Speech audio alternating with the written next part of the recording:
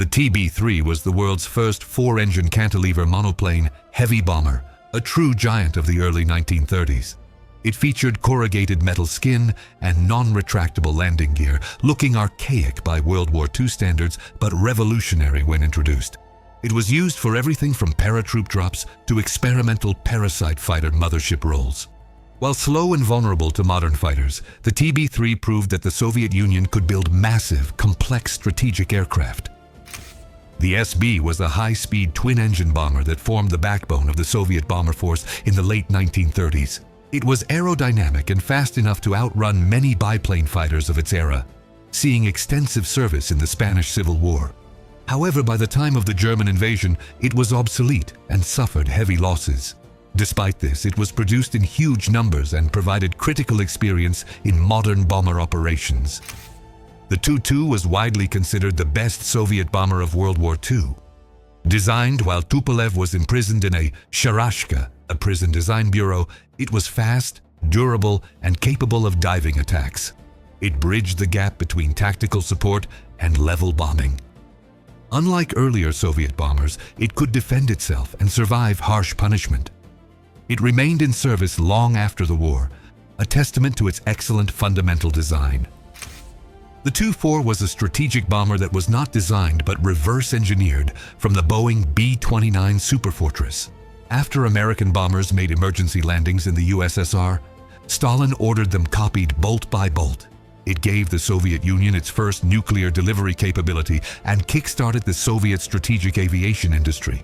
While it was a copy, the industrial effort required to build it modernized the entire Soviet aerospace sector.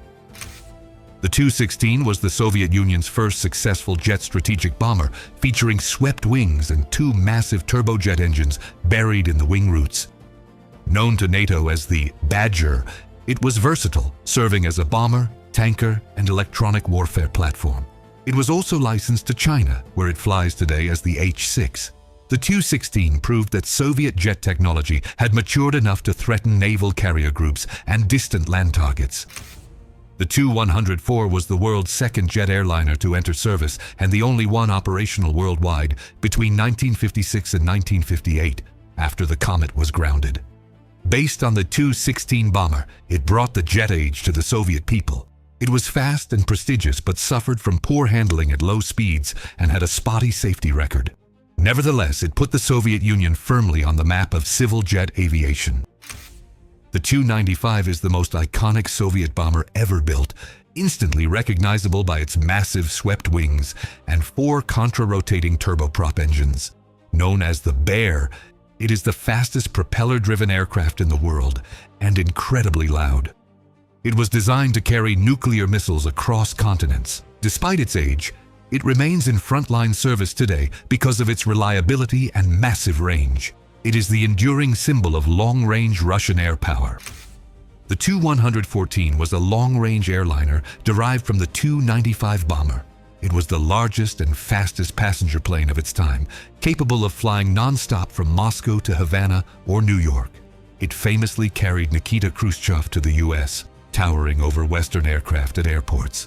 While loud and vibrating due to its propellers, it was incredibly safe and reliable, setting speed records for turboprops that still stand today. The Tu-124 was a short-range jet airliner designed to replace older piston aircraft on local routes.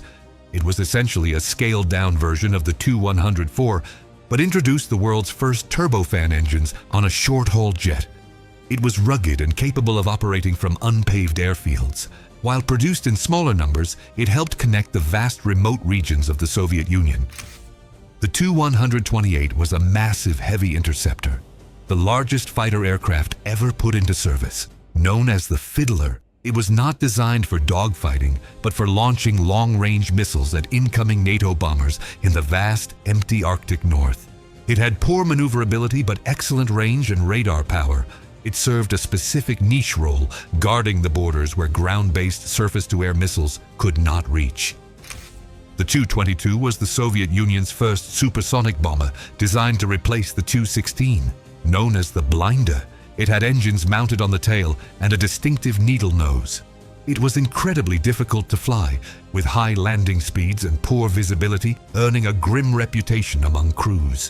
While it could fly fast, its range was limited. It served as a stepping stone to better designs rather than a definitive solution. The Tu-134 was a short-range airliner with engines mounted on the rear fuselage and a T-tail, similar to the DC-9. It became one of the most popular and widely used aircraft in the Eastern Bloc. Known for its glass nose for the navigator, it was rugged and could handle rough Soviet runways. It served for decades, becoming the workhorse of Aeroflot and many Warsaw Pact airlines. The Tu-144 was the world's first supersonic transport aircraft, flying before the Concorde. Known as the Charger, or Concorde ski in the West, it was faster and larger than its Anglo-French rival. However, it was rushed into service for political prestige, leading to technical immaturity and a tragic crash at the Paris Air Show. It saw very limited passenger service before being relegated to cargo and research duties. The Tu-154 was the definitive Soviet airliner of the late Cold War. A tri-jet design similar to the Boeing 727, it was fast, powerful, and capable of operating in extreme Arctic conditions. It carried half of all Aeroflot passengers for decades. While its safety record was marred by maintenance issues and pilot error later in its life, the airframe itself was robust and defined Soviet civil travel for 30 years. The Tu-22M is a long-range strategic and maritime strike bomber with variable sweep wings. Known as the Backfire, it is a completely different aircraft from the earlier Tu-22, despite the similar name. It was designed to attack U.S. carrier battle groups with high-speed anti-ship missiles. Fast and capable of low-level flight, it caused significant concern for NATO planners, forcing them to upgrade their fleet defenses. The Tu-160 is the heaviest and most powerful combat aircraft ever built. Known as the White Swan for its anti-flash white paint and graceful lines, it is a supersonic variable sweep wing strategic bomber. It was the Soviet answer to the US B-1 Lancer, but is larger and faster. It remains the crown jewel of the Russian strategic bomber force, capable of launching cruise missiles from thousands of kilometers away.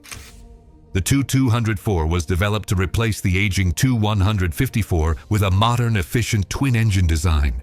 It features fly-by-wire controls and glass cockpit avionics, similar to the Boeing 757. However, its introduction coincided with the collapse of the Soviet Union, leading to funding delays and slow production.